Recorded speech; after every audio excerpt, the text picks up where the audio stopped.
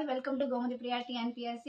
So, நான் 2025ல நடந்த group 4 exam clear பண்ணி கோட் வந்து சூஸ் பண்ணியிருந்திருக்கேன். ஸோ நிறைய பேர் வந்து கமெண்ட் பண்ணீங்க, நிறைய கொஸ்டின்ஸ் இருந்தது. ஸோ எல்லாருக்குமே ரிப்ளை பண்ணலாம் அப்படின்றதுக்காக தான் வந்து ஃபர்ஸ்ட் இந்த வீடியோ. ஃபர்ஸ்ட் என்னை பற்றி ஒரு இன்ட்ரொடக்ஷன் கொடுத்துக்கிறேன். ஸோ என்னோட பேர் கோமதி பிரியா. ஸோ நான் வந்து எம்ஏ முடிச்சிருக்கேன். என்னோட டிஎன்பிஎஸ்சி ஜேர்னி அப்படின்னு பார்த்தீங்க அப்படின்னா கொரோனா டைமில் வந்து ஸ்டார்ட் ஆச்சு. ஸோ இது எப்படி ஸ்டார்ட் ஆச்சு அப்படின்னு பார்க்கும்போது, ஸோ கொரோனா டைமில் பார்க்கும்போது கவர்மெண்ட் எம்ப்ளாயீஸ் எல்லாருக்குமே இன்கம் வந்து கண்டினியூஸாக வந்துட்டு இருந்தது.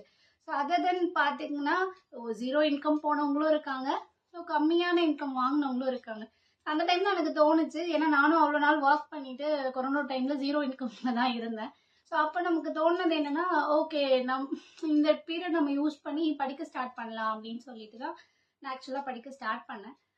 ஃபர்ஸ்ட் அட்டம்ப்ட்ல 2019ல நடந்த அந்த ஃபர்ஸ்ட் அட்டம்ப்ட்ல வந்து நான் குரூப் 4 எழுதினப்போ வந்து எனக்கு ஒரே ஒரு கொஸ்டின் டிஃப்ரென்ஸில் வந்து வேலை கிடைக்காம போயிடுச்சு. இதுலேருந்து தெரிஞ்சுக்கிட்டது என்ன அப்படின்னா, 0 மார்க் எடுத்து ஒன்றுமே எழுதாமல் சும்மா போய் அட்டன் பண்ணிட்டு வந்து ஃபெயில்னாலும் ஃபெயில் தான். அந்த 1 மார்க்கில் போனாலும் அது வந்து ஃபெயில் தான். அந்த அந்த தோல்வியை வந்து கண்டிப்பாக என்னால் அக்செப்ட் பண்ணிக்கவே முடியல. அப்போ நமக்கு எப்படி இருக்கும்னா, ஸ்கூலில் காலேஜ்லலாம் நம்ம நல்லா படித்து தானே வந்திருக்கோம், நல்லா டாப்பராக தானே இருந்திருக்கோம். நம்மளால என்ன ஒரு குரூப் 4 எக்ஸாம் கிளியர் பண்ண முடியாதா அப்படின்னு சொல்லிட்டு ஒரு டிஎன்பிஎஸ்சி ரொம்ப சாதாரணமாக இடம் போட்டுட்டேன் நான். ஸோ அந்த டைம் எனக்கு வந்து திரும்ப ஒரு ஃபிலிம்ஸ் கிளியர் ஆச்சு குரூப் 2, மெயின்ஸ்மே எனக்கு வந்து கிளியர் ஆகலை. ஸோ அந்த ஒரு பீரியட் தான் என்னோட ஜேர்னி வந்து ஸ்டார்ட் ஆனது. ஸோ அதுக்கப்புறம் அகைன் மேரேஜ் எல்லாம் ஆனதுக்கப்புறம் என்ன ஆயிடுச்சு அப்படின்னா, ஓகே நம்ம டிஎன்பிஎஸ்சி ஃபுல் டைமாக ப்ரிப்பேரும் பண்ணணும், அதே நேரத்தில் வந்து ஏதாவது ஒர்க் போயிட்டே பண்ணலாமா அப்படின்னு யோசிக்கும் போது டிஎன்பிஎஸ்சி என்னால் விட முடியல. ஸோ என்னோடய ஒர்க்கு வந்து நான் ஸ்டார்ட் பண்ணது வந்து எனக்கு டீச்சிங் ரொம்ப பிடிக்கும் அப்படின்றதுனால டிஎன்பிஎஸ்சிக்கே வந்து மென்டராக, டிஎன்பிஎஸ்சி சப்ஜெக்ட்ஸ்க்கு வந்து மென்டராக வந்து தான் என்னோட ஜேர்னி வந்து ஃபர்ஸ்ட்டு சென்னையில், நான் மதுரையில் கொஞ்சம் ஸ்டார்ட் பண்ணேன். ஆக்சுவலாக என்னோட நேட்டிவ் வந்து கீழடி, எல்லாருக்குமே நல்லா தெரிஞ்சிருக்கும், டிஎன்பிஎஸ்சி ஆஸ்பிரண்ட்ஸ்க்கு எல்லாருக்குமே நல்லா தெரிஞ்சிருக்கும். ஸோ அதுக்கப்புறம் என்னோட ஹஸ்பண்ட் வீட் மதுரை. ஸோ அப்போ வந்து நான் மதுரையில் ஒரு அகாடமி போயிட்டு வந்துட்டு இருந்தேன். ஆஃப்டர் மேரேஜ் நாங்கள் சென்னை போயிட்டோம். ஸோ சென்னையில் வந்து ஒரு அகாடமியில் வந்து நான் ஃபுல் டைம் டிஎன்பிஎஸ்சி ஃபேக்கல்ட்டியாகவே வந்து ஜாயின் பண்ணிட்டேன். ஸோ ஹிஸ்ட்ரி எடுப்பேன், அதுக்கப்புறம் தமிழ்நாடு ஹிஸ்ட்ரி, இந்த மாதிரி சப்ஜெக்ட் வந்து ஹேண்டில் பண்ணிகிட்டு இருந்தேன். ஸோ அப்புறமா வந்து அந்த டைமில் வந்து நான் கொஞ்சம் டிஎன்பிஎஸ்சிக்கு வந்து ஃபயராலாம் படிக்கல. நான் எப்படின்னா எல்லாரும் படிக்கிற ஒரு மெத்தட் மாதிரி கரெக்டாக நோட்டிஃபிகேஷன் வந்ததுக்கப்புறம் புக்கை தூக்குறது, அதுக்கப்புறம் திரும்ப வந்து கிடைக்காம போகிறது, இப்படி தான் வந்து ஒரு வருஷம் ஓட்டிகிட்டு இருந்தேன். ஸோ இதுக்கப்புறம் என்ன ஆயிடுச்சு அப்படின்னா, அப்புறம் எனக்கு ஒரு குட்டி பையன் இருக்கான், 2022ல் பையன் பிறந்தான். ஸோ அந்த டைம்லேயுமே குரூப் 4 கன்சீவாக இருக்கும்போது குரூப் 4ம் படிச்சிருந்தேன், 2 எல்லாத்துக்கும் படிச்சிருந்தேன். அப்போ குரூப் 4 வந்து அந்த சர்டிஃபிகேட் வெரிஃபிகேஷன் லிஸ்ட்டு வரும் இல்லையா, அப்லோட் பண்ண சொல்லி இ-சேவை மையம்லாம் போய் பண்ணுவோம்ல. ஸோ அந்த லிஸ்ட்டில் நேம் வந்திருந்தது. ரொம்ப அப்போவுமே ஒரு 3 கொஸ்டின் டிஃப்ரென்ஸ் இருந்தது. அதுக்கப்புறம் ப்ரிலிம்ஸ்மே கிளியர் ஆயிருந்தது. பட் அப்போது எனக்கு பையன் வந்து பிறந்து ஒரு 2 months தான் இருந்து அப்படின்னாலும் நான் மெயின்ஸ்மே என்னால் வந்து ப்ராப்பராக பண்ண முடியல. ஸோ இந்த ஜேர்னி வந்து இப்படியே போயிட்டே இருந்தது. ஆஃப்டர் 1 year வந்து என் பையன்லாம் பிறந்ததுக்கப்புறம் ஃபேமிலி தான் உலகம் அப்படின்ற மாதிரி நான் டிஎன்பிஎஸ்சியே அப்படியே கம்ப்ளீட்டாக விட்டுட்டேன். ஃபுல் டைமாக என்னால் ஒர்க் போக முடியல. அதனால கிடைச்ச இன்ஸ்டியூட்லலாம் பார்ட் டைம் ஒர்க் போகிறது, ஆன்லைனில் வந்து டிஎன்பிஎஸ்சி ஃபேக்கல்ட்டியாக டீச் பண்ணுறது, இந்த மாதிரி மட்டும் போயிட்டுருந்தேன். ரொம்ப இறங்கிலாம் நான் வந்து படிக்கல. அதுக்கப்புறம் கொஞ்ச நாள் ஆயிடுச்சு. அதுக்கப்புறம் 2024 டிசம்பரில் வந்து சிலபஸ் நமக்கு வந்து சேஞ்ச் பண்ணாங்க இல்லையா. இப்போ நம்ம இருக்கிற ட்ரெண்டில் இருக்க சிலபஸ் வந்து சேஞ்ச் பண்ணாங்க. இந்த சிலபஸ் சேஞ்ச் பண்ணதுக்கப்புறம் 2025 ஜனவரியில் இருந்து தான் கன்சிஸ்டண்ட்டாக படிக்க ஆரம்பித்தேன். ஸோ சொல்லப்போனால் இதில் முக்கியமாக சொல்லப்போனால் இந்த வீடியோ எதுக்கு அப்படின்னு நிறைய பேருக்கு இந்த கொஸ்டின் இருக்கும். இந்த வீடியோ எதுக்கு அப்படின்னா, யார் ஒருத்தர் டிஎன்பிஎஸ்சி பாஸ் பண்ண முடியும் அப்படின்ற ஒரு கேள்வி இருக்குது. ரொம்ப அறிவாளியாக இருக்கணுமா, அதாவது ஸ்கூல் காலேஜஸ்லாம் செம்மையாக படித்து வந்தவங்களா தான் பாஸ் பண்ண முடியுமா அப்படின்னு கேட்டால் கண்டிப்பாக இல்லை. ரெண்டாவது விஷயம் அப்படின்னு பார்த்தோன்னா, எல்லா சோர்ஸும் வச்சு ஒரு அகாடமி போய் அப்படி தான் படிக்க முடியுமா அப்படின்னா அதுக்கும் ஆன்சர் வந்து இல்லை. அப்போ யாரு தான் டிஎன்பிஎஸ்சி பாஸ் பண்ண முடியும் அப்படின்னா, கன்சிஸ்டண்ட்டாக ஒரு விஷயத்த பண்ணிகிட்டே இருக்கிறவங்க. கன்சிஸ்டண்ட்டாக ஒரு விஷயத்த, ஒரு உழைப்பை காலம் தாழ்த்தாமல் போடும்போது அது என்னவாகும் அப்படின்னா கண்டிப்பா வந்து நமக்கு ரிசல்ட் வந்து கண்டிப்பா கொடுக்கும் அப்படிங்கிறது தான் நம்பிக்கை. ஸோ இதுதான் நான் 2025 ஜான்வரியிலேருந்து பண்ணேன். எனக்கு 2025 டிசம்பர்ல கவுன்சிலிங்ல வந்து வேலை கிடைச்சது. நான் வந்து இவ்வளோ நாள் பண்ணாத விஷயங்கள்ல என்னெல்லாம் பண்ணேன் அப்படிங்கறத நான் இதுல வந்து நான் சொல்ல போறேன். ஏன்னா வந்து நிறைய பேர் வந்து படிக்கிற மெத்தடை வந்து மாத்துறது இல்ல. நான் படிக்கிற 4 வருஷமாவும் நான் படிச்சுட்டு தான் இருந்தேன். பட் ஃபுல் ஃபிளெஜ்டா அப்படியே வெறியா அப்படியெல்லாம் படிக்கல. 2025 ஜான்வரிக்கு அப்புறம் தான் வந்து இல்லை நான் கண்டிப்பா இந்த வருஷம் கிளியர் பண்ணா கிளியர் பண்றேன், இல்லையா டிஎன்பிசி புக்கெல்லாம் இடைக்கு போட்டு ஏதாவது ஒரு ஸ்கூல்ல ரெசியூம் கொடுத்துட்டு வேலைக்கு போய்க்கலாம் அப்படின்ற மாதிரி மைண்ட் செட் தான் இருந்தது. அப்போ என்ன மெத்தட்ல படிக்கணும் அப்படின்றதுக்கான ஆன்சர் கொடுக்குறேன். ஸோ என்னென்ன மெத்தட்ல நீங்க படிச்சுட்டு இருக்கீங்களோ அதை சேஞ்ச் பண்றதுக்கு இது ஹெல்ப்ஃபுல்லா இருக்கும் அப்படின்னு நினைக்கிறேன். ரெண்டாவது, நீங்க எல்லாரும் கேட்குற கொஸ்டின் என்ன அப்படின்னா, எத்தனை வருஷமா நீங்க டிஎன்பிசி படிக்கிறீங்க அப்படின்னு ஒரு கேள்வி கேட்டீங்க. நான் இப்ப சொன்னதுதான் இல்லையா, நீங்க வந்து ப்ராப்பரா ஒரு டிஎன்பிசி படிக்க ஆரம்பிக்கிறீங்கன்னா, நீங்க இந்த வீடியோ பார்த்துட்டு இருந்தீங்க, இப்போ நீங்க ஸ்டார்ட் பண்ணாலும் கண்டிப்பா வந்து நமக்கு அதுக்கடுத்து வந்து அக்டோபர் டிசம்பர்ல தான் எக்ஸாம் இருக்கு இல்லையா, கண்டிப்பா ப்ரிலிம்ஸ் கிளியர் பண்ணிடலாம், குரூப் 4 கிளியர் பண்ணிடலாம், கண்டிப்பா பண்ண முடியும். ஏன்னா நமக்கு நல்லாவே ஒரு 6 மாசம் கேப் இருக்கு. ஸோ அப்போ எப்படி படிக்கலாம் அப்படின்னா, ஒரு ரொம்ப ஃப்ரெஷரா இருக்கீங்க, ரொம்ப பிகினரா இருக்கீங்க அப்படின்னா உங்களால ஒரு வீடியோ கிளாஸ் ஜாயின் பண்ண முடியும், இல்லை நேர போய் கிளாஸ் ஜாயின் பண்ண முடியும் அப்படின்னா வந்துட்டு நீங்க ஜாயின் பண்ணிக்கோங்க. எந்த அகாடமி மேம் பெஸ்ட் அப்படின்னு நிறைய கொஸ்டின் கேட்குறீங்க. என்னை பொறுத்த வரைக்கும் இந்த அகாடமி தான் பெஸ்ட் அப்படின்னு சொல்றத விட அதை படிக்க போற நம்ம தான் பெஸ்டா இருக்கணும் அப்படின்னு நான் நினைக்கிறேன். ஏன்னா நீங்க என்ன அகாடமியில என்ன ஒர்க் கொடுத்தாலும் அது ஏதோ நம்ம வந்து ஜீரோல இருந்து ஸ்டார்ட் பண்ணி ஒரு 1ஆம் கிளாஸ் பிள்ளை மாதிரி நமக்கு வந்து ப்ராப்பரா படிச்சு அதை டெலிவர் பண்ணி நம்ம அவங்க சொல்றதை அந்த ஃபாலோ பண்ணணும் கன்சிஸ்டண்டா. அப்படி எங்க போனாலும் அந்த கன்சிஸ்டன்ட் தான். ஒரு கிளாஸ் ஜாயின் பண்றது எதுக்காக, ஃப்ரெஷரா இருக்கீங்க அப்படின்னா அவங்களே கைட் பண்ணிடுவாங்க, என்னென்ன படிக்கணும், எப்படி படிக்கணும், எங்க படிக்கணும் எல்லாமே சொல்லிடுவாங்க. ஸோ அதுக்காக டைம் வேஸ்ட் பண்ண வேணாமே அப்படின்றதான் கிளாஸ்.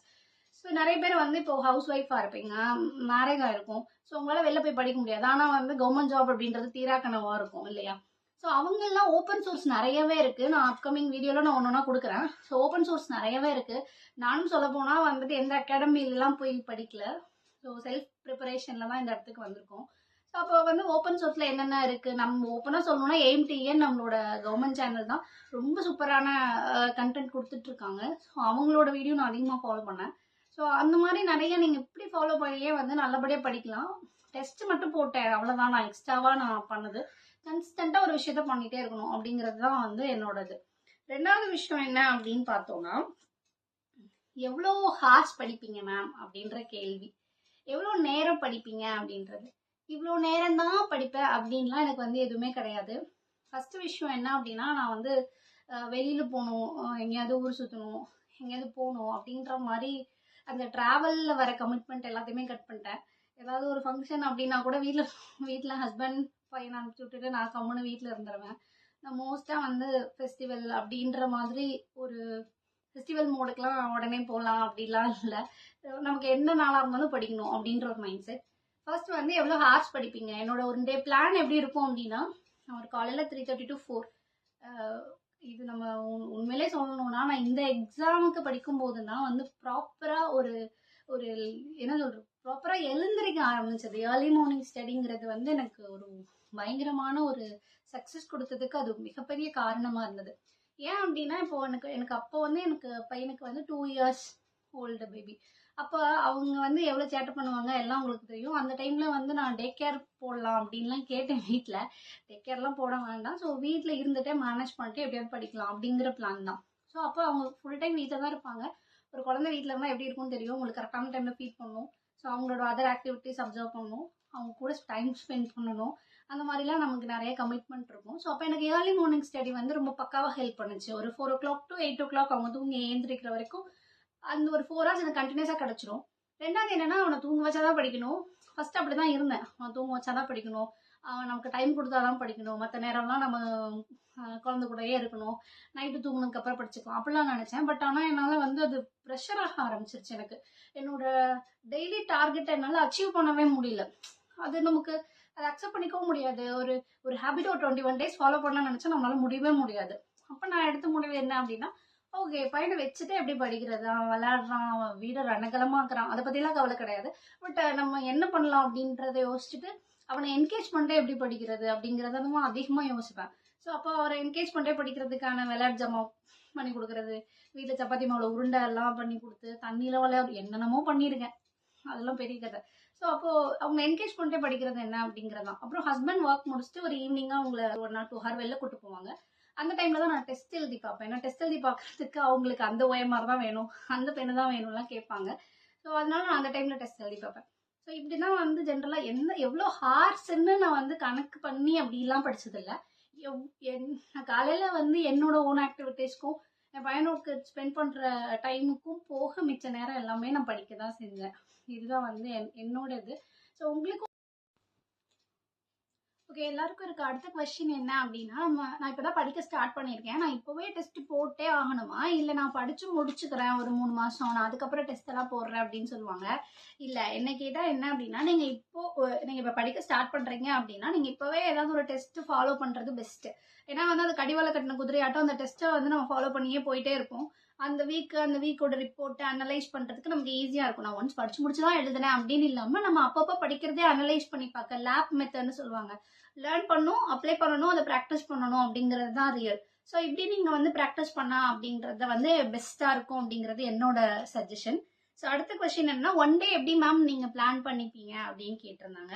ஸோ 1 day அப்படிங்கிறதுல வந்து கண்டிப்பாக லாங்குவேஜ், தமிழுக்கு வந்து இம்பார்ட்டன்ட் கொடுத்துருப்பேன். ஸோ மேக்ஸ் கண்டிப்பாக, என்ன டெஸ்ட் அப்படிங்கிறதுல ஏதாவது ஒரு டெஸ்ட் இருந்தது அப்படின்னா அந்த டெஸ்ட்டுக்குரியது, ரிவிஷன் முதல் நாள் படித்தது அந்த மாதிரி நமக்கு மறக்கிற விஷயத்தோட ரிவிஷன் இருக்கும். ஸோ ஜிஎஸ்ல கண்டிப்பாக 2 சப்ஜெக்ட் அந்த மாதிரி நம்ம வச்சுருந்துருப்போம். ஸோ இந்த மாதிரி நான் வந்து ஃபாலோ பண்ணி எடுத்துகிட்டு போனேன். மேக்ஸிமம் நான் டெஸ்ட் ஃபாலோ பண்ணுறதுனால டெஸ்ட்டோட அந்த வீக்குக்கான விஷயங்கள்ல இதெல்லாம் இருந்ததுனால நான் அதை அப்படியே ஃபாலோ பண்ணி எடுத்துகிட்டு போயிட்டேன். ஸோ அடுத்த கொஸ்டின் என்ன அப்படின்னா, படிக்கும்போது தூக்கம் வருது, வீட்டிலலாம் வேலை செஞ்சுட்டே டயர்ட் ஆயிடுது அப்படின்னு ஒரு விஷயம் இருக்கும். கண்டிப்பாக வந்து அது எல்லாருக்குமே வந்து இருக்கக்கூடிய விஷயம். ஸோ ஏன் அப்படின்னா வந்து நம்மளோட பிரெயின் நம்மளால் அது முடியாதா, எக்ஸாம் நம்மளால் கிளியர் பண்ண முடியாதா, ஐயோ இத்தனை வருஷமாக பண்ணுறோமே நமக்கு மட்டும்தான் அப்படி நடக்குதா, ஏன் இவ்வளோ ஃபெயிலியர்ஸ், டிஎன்பிஎஸ்சி ஃபீல்டு கரெக்டா இல்லையா, அந்த மாதிரி 1000 குழப்பம் இருக்கும். அந்த குழப்பத்தெல்லாம் நீங்கள் வந்து கண்டிப்பாக வந்து அதில் வெளியில் வரணும் அப்படின்னா ஃபஸ்ட்டு விஷயம் பிலீவ் பண்ணணும். உங்களை நீங்களே வந்து கண்டிப்பாக 100% பிலீவ் பண்ணணும். அதே போல் என்ன அப்படின்னா, நான் மேனிஃபெஸ்டேஷன் அதில் ரொம்ப நம்பிக்கை இருக்குது எனக்கு. ஸோ ஒரு விஷயத்த வந்து நான் அடைஞ்சதாவே அதை நினைக்கும் போது நான் அன்றைக்கி ஒரு நாள் அடைஞ்சிருவேன் அப்படின்ற ஒரு நம்பிக்கை. இப்போ நான் என்ன பண்ணுவேன் அப்படின்னா, ஏர்லி மார்னிங் எந்திரிச்ச உடனே ஏதோ ஸ்ரீராம ஜெயம் எழுதுகிற மாதிரி நான் குரூப் 4 ஆஃபீஸர் ஆனதற்கு நன்றி, நான் குரூப் 2 ஆஃபீஸர் ஆனதற்கு நன்றி அப்படின்னு சொல்லிட்டு நான் அந்த விஷயத்துக்கு ஆயிட்டேன் அப்படின்னே சொல்லிட்டு டெய்லி ப்ரேயர் பண்ணும்போது அதுதான் என்னோட ப்ரேயராக இருக்கும். நான் ஆல்ரெடி ஆயிட்டேன், நான் ஆல்ரெடி இது நடந்துருச்சு. அப்போ அது ரொம்ப பாசிட்டிவாக நடக்கும்போது அதுக்கான ஒர்க் வந்து பண்ணுறதுக்கு நமக்கு ஈஸியாக இருக்கும். நான் ஃபர்ஸ்ட் விஷயம் வந்து நீங்கள் பிலீவ் பண்ணி ஒரு ஹோப்போட உங்கள் ஜேர்னியை ஸ்டார்ட் பண்ணும்போது எல்லாம் சாத்தியம் அப்படிங்கிறது தான் எனக்கு. ஏன்னா நீங்கள் எங்கேயாவது ஓரமாக உங்களுக்கு டவுட் இருந்தால் கூட அடுத்த நாள் நீங்கள் எந்திரிக்க மாட்டீங்க, அதே தான். ஸோ நீங்கள் டவுட்டெல்லாம் படவே கூடாது. 100% வந்து ஃபுல்லாக நீங்கள் பிலீவ் பண்ணி அந்த அந்த அதிகாரி அப்படின்ற அந்த பொசிஷனுக்கு வர வரைக்கும் ஸோ பயங்கரமாக மேனிஃபெஸ்ட் பண்ணி அந்த இடத்துக்கு நீங்கள் கண்டிப்பாக வந்தே தீருவீங்க. ஸோ அதை நீங்கள் வந்து ப்ராப்பராக ஃபாலோ பண்ணுங்கள். அடுத்தது என்ன அப்படின்னா, எங்கேருந்து ஸ்டார்ட் பண்ணலாம் அப்படின்னு கேட்டிருந்தீங்க. ஸோ ஃபர்ஸ்ட் வந்து எப்படி படிக்கணும் அப்படின்னா, இப்போ making of the Indian constitution இருக்குது, ஸ்கூல் புக்கில் எங்கே இருக்குது அப்படின்றத ஃபர்ஸ்ட் பார்க்கணும். 6th இருக்குது, 10th இருக்குது, 12th இருக்குது. ஸோ உங்களுக்கு தெரியும். அப்போ வேப் டு ஸ்டடியில் ஸ்கூல் புக்கில் ஃபர்ஸ்ட் எங்கே இருக்குது, புக் பேக் முடிச்சிடணும். ஸோ அது ரிலேட்டட் எல்லாமே முடிச்சிடணும். முடிச்சுட்டு ஷார்ட் நோட்ஸ் எடுங்க, ரொம்ப எலாபரேட்டடாக நோட்ஸ் எடுக்காதீங்க, ரொம்ப ஷார்ட் நோட்ஸாக வந்து அதுக்கு தனி நோட் வச்சுட்டு ஸ்கூல் புக்கோடது. அடுத்தது என்ன அப்படின்னா, ஆட் ஆன் பண்ணுறது. ஆட் ஆன் எப்படி பண்ணுவீங்க அப்படின்னா, அவுட் சோர்ஸ்னா என்ன, தமிழுக்கு பிரகரிஸ் யூஸ் பண்ணலாம், இங்கிலீஷ்க்கு வந்து லக்ஷ்மிகாந்த் யூஸ் பண்ணலாம். அந்த மாதிரி ஒவ்வொரு சப்ஜெக்ட்டுக்கும் வேப் டு ஸ்டடி எங்கே படிக்கணுன்றதை நான் அப்கமிங் வீடியோ சொல்கிறேன். ஸோ அந்த மாதிரி நீங்கள் இப்போ மேக்கிங் ஆஃப் தி இந்தியன் கான்ஸ்டியூஷனே அங்கே எங்கெல்லாம் இருக்குது அப்படிங்கிறத எக்ஸ்ட்ரா பாயிண்ட்ஸை நீங்கள் நோட் பண்ணிக்கோங்க. ஓகே, ஆல்ரெடி ஸ்கூல் புக்கில் இருக்கிறது அங்கேயும் இருக்கும், எக்ஸ்ட்ரா பாயிண்ட் நோட் பண்ணிக்கோங்க. அதுக்கடுத்து ஆட் ஆன் என்ன பண்ணனா, கரண்ட் அஃபேர்ஸ். ஸோ கரண்ட் அஃபேர்ஸில் இப்போ ரீசெண்டாக ஒரு ஆர்டிக்கல் வருது, என்ன ஒரு ஆக்ட் வருது, அந்த பாலிட்டி ரிலேட்டட் ஒவ்வொரு டாபிக்ஸ்லேயும் என்ன ஆட் ஆன் இருக்குது. இப்போ நீங்கள் இந்த வருஷம் 2026 படிச்சுட்டு இருக்கீங்கன்னா 26 ஜனவரியிலேருந்து என்னென்ன பாலிட்டியில் ஆட் ஆனும் இருக்குது அப்படிங்கிறத ஒரு குட்டி பேக்கெட் சைஸ் நோட்டில் பாலிட்டியில் இதெல்லாம் ஜிஎஸ் ஓரியன்ட் கரண்ட் அஃபேர் அப்படின்னு சொல்லி, கரண்ட் அஃபேர்ஸே வந்து ஜிஎஸ் பேஸ்டு கரண்ட் அஃபேர்ஸ் வந்து நீங்கள் அதிகமாக படிச்சிங்க அப்படின்னா அதுதான் ரீசெண்ட் டைம் கொஸ்டினாகவே இருக்குது, நீங்கள் பார்த்தீங்கன்னா தெரியும். ஸோ இப்படி தான் நம்ம வந்து ஆக்சுவலாக படிக்கணும். இந்த 3 நம்ம ஒரே மாதிரி பேரலாக கொண்டு போகும்போது நமக்கு சக்ஸஸ் வந்து ஈஸியாக கிடைக்கும் அப்படிங்கிறது என்னோட ஒரு பிலீஃப். ஸோ அடுத்து என்ன அப்படின்னா, ஒர்க் பண்ணிட்டே படிக்கலாமா. ஆல்ரெடி நான் நிறைய ஒர்க் ஃபுல் டைமும் ஒர்க் பண்ணிட்டு இருக்கேன், ஒரு ஐடியில் இருக்கேன், இல்லை நான் ஒரு டீச்சராக இருக்கேன், இந்த மாதிரி நிறைய பேர் கேட்டிருந்தீங்க. இப்போ நானுமே அப் டு எக்ஸாம் படிக்கிற வரைக்குமே ஒரு ஆன்லைன் டியூட்டராக தான் இருந்தேன். ஏன்னா வீட்டிலேருந்து ஆன்லைனில் ஒர்க் பண்ணிட்டு தான் இருந்தேன். படிக்க முடியும் நம்மளால. ஸோ அதுக்கான டைம் பேலன்ஸ் மட்டும் எப்படி பண்ணுறது அப்படிங்கிறத மட்டும் கற்றுக்கோங்க. ஏர்லி மார்னிங் படிக்கிறது அந்த மாதிரி எல்லாரும் ஒரு கமிட்மெண்ட்டோட ஓடிட்டு தான் இருக்காங்க. ஸோ டைம் மட்டும் மேனேஜ் பண்ணி படிக்கிறதுக்கு கற்றுக்கோங்க. அடுத்தது என்ன அப்படின்னா, அதிகமாக மேனிஃபெஸ்ட் பண்ணும்போது நமக்கு என்ன ஆகும், இந்த கமெண்ட் பாக்ஸ்லேயே நீங்கள் சொல்லுங்கள். இப்போ நம்ம கோமதி பிரியா டெபுட்டி கலெக்டர் ஆக போகிறேன் அப்படிங்கிற மாதிரி நான் மேனிஃபெஸ்ட் பண்ணுறேன்னா, நீங்கள் எப்படிலாம் மேனிஃபெஸ்ட் பண்ணுறீங்கன்றத மறக்காமல் வந்து கமெண்ட்டில் சொல்லுங்கள். ஸோ அதுக்கப்புறம் மொபைல் டிஸ்ட்ராக்ஷன் இருக்குமா அப்படின்னு அதிகமாக கேட்குறீங்க. ஸோ அதிகமாக நிறைய பேருக்கு என்ன ஆகுது அப்படின்னா, மொபைல் டிஸ்ட்ராக்ஷன், டிஜிட்டல் டிஸ்ட்ராக்ஷன் வந்து இருக்க தான் செய்யுது. ஸோ இது எப்படி ஓவர் கம் பண்ணுறது அப்படின்னு பார்க்கும்போது, மேக்ஸிமம் வந்து ஒரு சிலபஸ் காப்பி நீங்கள் டவுன்லோட் பண்ணுறீங்க, இல்லை நீங்கள் ஒரு ஃபோனில் தான் வந்து படிக்கிறீங்க அப்படிங்கிறதே விட்டுருங்க. மேக்ஸிமம் பிரிண்ட் அவுட் போட்டு படிக்கிறது. அதுக்கப்புறம் என்ன அப்படின்னா, இப்போ நம்ம ஸ்கூல் புக்ஸே மேக்ஸிமம் வந்து பை பண்ணிக்கலாம். நீங்கள் ஸ்கூல் புக்ஸே வந்து நிறைய பேர் பிடிஎஃபாக வச்சு படிக்கிறாங்க, அதை நான் பார்த்துருக்கேன். ஆனால் நமக்கு நம்மளை ரீகால் பண்ண முடியாது. ஸோ நம்ம மறந்தாலும் நம்ம பேனா மறக்காது இல்லையா? ஸோ அதை அண்டர்லைன் பண்ணுறதுலேருந்து எல்லாமே நமக்கு வந்து விஷுவலாக பார்த்து நிறைய கொஸ்டின்ஸ் கேட்கும்போது கூட இந்த புக்கில் இந்த இடத்துல தான் இருக்குன்ற அளவுக்கு நமக்கு வந்து அது மைண்டில் ஸ்டோர் ஆயிடும். ஸோ நிறைய சாஃப்ட் காப்பி மேக்ஸிமம் பார்க்காதீங்க. இந்த மாதிரி நீங்கள் பார்க்கும்போது நமக்கு வந்து ரீகால் பண்ணுறதுக்கு ரொம்ப ஈஸியாகவே இருக்கும். ஸோ அப்படி பார்க்கும்போது நமக்கு மொபைல் யூஸ் பண்ணுறதுக்கு பெரிய வேலை எதுவும் இருக்காது. கரண்ட் அஃபேர்ஸ் பார்க்குறதுக்குன்னு ஒரு டைம் வச்சுக்கோங்க. நமக்கு டிஜிட்டல் வெல்பீயிங் ஆப் இருக்கும். ஸோ அதை நீங்கள் பேஸ் பண்ணி இவ்வளோ ஹார்ஸ் தான் யூஸ் பண்ணோம். அதுக்காக சுத்தமாக மொபைலே யூஸ் பண்ணாமல் ஞானி மாதிரி இருந்தோம்னா பைத்தியெல்லாம் பிடிச்சிரும். ஸோ சாங் கேட்கணுமா, டங்கு டங்கு டங்குன்னு ஒரு 2 சாங் ஹெட்செட் போட்டு கேட்டுட்டு அடுத்த நிமிஷம் நீங்கள் அதுலேருந்து வெளில வந்துடணும். இந்த ரீல்ஸ் பார்க்குறது அப்படியெல்லாம் எதுவும் நீங்கள் ஸ்பெண்ட் பண்ணுறீங்க அப்படின்னா நீங்கள் ஏதோ வேறு ட்ராக்ல இருக்கீங்கன்னு அர்த்தம். இந்த நமக்கு ஒரு நம்மளோட ஃபேமிலியே ஒரு பெரிய மோட்டிவேஷனாக இருக்கும் நம்மளோட சிச்சுவேஷன் எல்லாமே. ஸோ அதை தாண்டி நமக்கு அதெல்லாம் பண்ண தோணாது. அந்த ஒரு ஹோப்க்கு நீங்கள் வந்து க்ரியேட் ஆகி வந்துடுவீங்க. ஓகேவா? ஸோ அதுக்கப்புறம் வந்து அப்போ நான் யோசிச்சது என்னன்னா, கவுன்சிலிங் ஹால்லலாம் பார்த்துட்டு நம்ம ஏன் இவ்வளோ வருஷம் பிரேக் எடுத்தோன்ற ஒரு கொஷின் வந்துருச்சு. ஏன்னா கை குழந்தையோட 1 வருஷ குழந்தையோடலாம் எல்லாருமே வந்துட்டு அவங்க உட்காந்துருந்தாங்க. அப்போல்லாம் யோசிச்சு அவங்க கன்சீவ் இருக்கும்போது செம்மையாக படிச்சிருப்பாங்க போல, கிளியர் பண்ணி கை குழந்தையோட வந்திருக்காங்க, நமக்குலாம் அவ்வளோ தூரம் தைரியம் இல்லாமல் போயிடுச்சு அப்படின்லாம் யோசிச்சிருக்கேன். ஸோ எந்த சுச்சுவேஷனில் இருந்தாலும் படிக்க முடியுன்றது தான் உண்மை. ஸோ அந்த சுச்சுவேஷனை க்ரியேட் பண்ணுறது உங்கள் கையில் தான் இருக்குது. ஓகே. ஸோ அதுக்கப்புறம் ரொம்ப இம்பார்ட்டண்டாக அந்த சக்ஸஸ்க்கு வந்து காரணமாக இருந்தது என்ன அப்படின்னா, previous year question paper analysis. Previous year question paper analysis வந்து ஆக்சுவலாக எப்படி பண்ணணும் அப்படின்னு பார்த்தோம்னா, இப்போ மேக்ஸ் எல்லாம் பார்த்தீங்க அப்படின்னா ஒரு 20 கொஸ்டின் கிட்ட நம்ம பிவைக்கு அனலைஸ் பண்ணாலே போடலாம், அந்த மாதிரி தான் இருந்தது. ஸோ பிவைக்கு அனாலிசிஸ் வந்து எப்படி பண்ணணும், இப்போ இருந்தே பண்ணிடலாம். நான் எல்லாத்தையும் படிச்சு முடிச்சுட்டு பண்ணுறேன் அப்படின்லாம் கிடையாது, இப்போ வந்து பண்ணலாம். ஒரு ப்ராப்பராக இப்போ 2026 லாஸ்ட்டாக நடந்த எக்ஸாம் எடுத்துக்கோங்க. நம்ம டிஎன்பிசி வெப்சைட்லேயே எப்படி வந்து டவுன்லோட் பண்ணணும்னு நான் ஆல்ரெடி ஒரு ஷார்ட்ஸ் கூட அப்லோட் பண்ணியிருக்கேன், செக் பண்ணி வேணா பாருங்க. ஸோ அதில் நீங்கள் போயிட்டு ஃபர்ஸ்ட் கொஸ்டின் பேப்பர் எடுக்கிறீங்க அப்படின்னா, ஜிஎஸ் பார்ட் எடுக்கிறீங்கன்னா, இப்போ இந்த 5ஆண்டு திட்டம் பற்றி ஒரு கேள்வி கேட்டிருக்காங்க. 4 ஸ்டேட்மெண்ட் கொடுத்து எது ராங் எது கரெக்டுன்னு கேட்டிருக்காங்கன்னு வச்சுக்கோங்க. இப்போ அப்ப 5ஆண்டு திட்டத்துல அந்த 4 கொஸ்டினுக்கு எது அப்படியே ஆன்சர் மட்டும் பார்க்க கூடாது, எது ராங்கோ அதையும் கரெக்ட் பண்ணி படிக்கணும்.